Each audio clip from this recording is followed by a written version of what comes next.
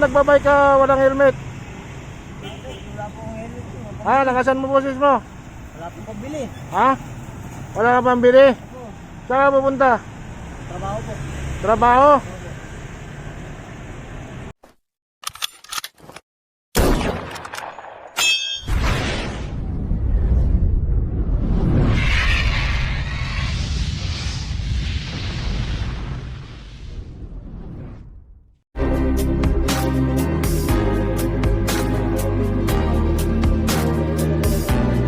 May bagong helmet na naman tayo na dinaan ni Boss Matt.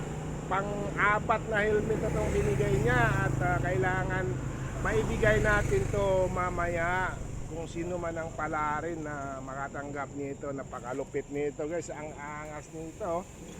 At dahil by next week hindi na tayo makapamitik at may pupuntahan tayo, so maswerte ang makatanggap nito kung sino man ang palarin at makakuha nitong binigay ng ating top fan sponsor na walang iba kundi si Sir Matt Silver.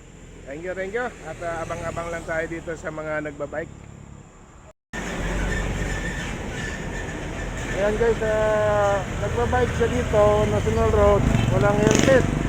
So nakita natin siya. Ano pangalan mo? Adil po. Ha? Adil. Adil, okay lang ba sa'yo? Bibigyan kita ng helmet ngayong umaga. Okay lang po. Ha? Saya po. Ha? Opo. Masaya ka? Opo. So ang nakita ko dito, dumadaan napaka-delikado yung lugar na to. Ha? Mayroon akong dalang helmet dito. Diyos. Bibigay ko to sa'yo. Ha?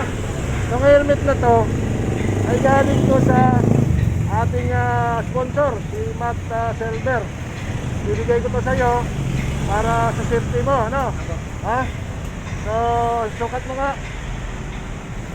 Bagay sa'yo. Kawawa ka naman, papasok ka sa trabaho tapos wala kang helmet. Ha? Ingatan mo yun, ha? Yung kadaan-daan mo dito, wala kang helmet, delikado. Oh, yun mo, kasi sa'yo. Ha? Ayan guys, ibigay na natin kay Adel yung helmet na galing kay Boss Matt. Boss Matt, accomplish yung bata na to papasok sa trabaho at nakita natin dito padaan-daan walang helmet, so binigyan natin siya ng helmet para sa safety niya. Ano masasabi mo sa sponsor natin? Maraming salamat po sa sponsor po ni Sir.